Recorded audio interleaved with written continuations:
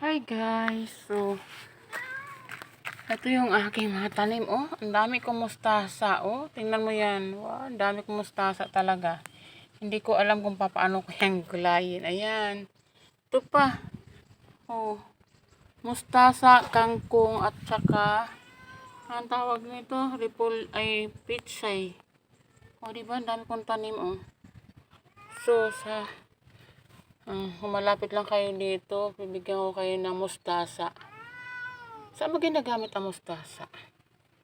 So, di ba, nagtanim ako pero hindi ako mahilig kumain yung mustasa na yan. Ito, mayroon din ako ditong pitsay. Ayan. Kaya lang, ano siya, namamatay na siya, oh. Ano ba? Ayan, tinanggalin natin. Pinutakti siya ng,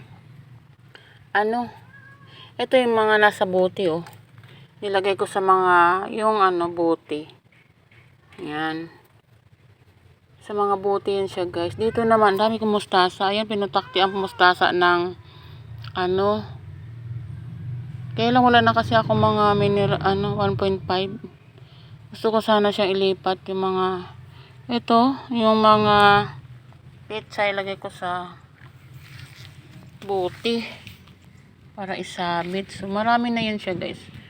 Ayan, marami siyang nagtutubuan kasi yung tuloy-tuloy ang ulan, nagtutubuan yung mga buto.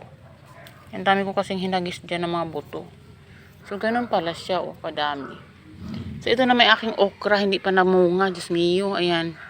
Kasi mga alugbati ko yan, nilagyan ko na siyang tali. Ito yung aking mga alugbati, oh. Ayan siya, guys. Tapos doon, nagtanim ako ng panibagong nagtanim din ako doon ng,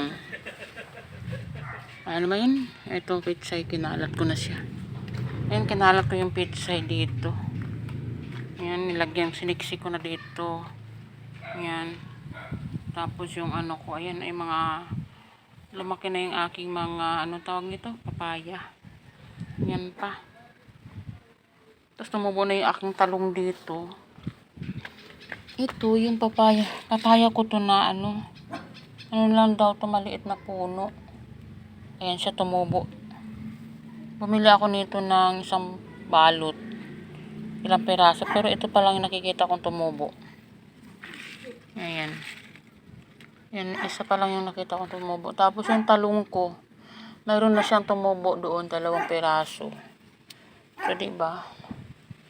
Tapos yung aking, payat na payat yung aking sitaw. Ang pangit ng tubo ng aking sitaw. Payat. Payat siya. So, okay na yan. Ayan. Ganyan siya, guys. Tapos ito yung aking talong.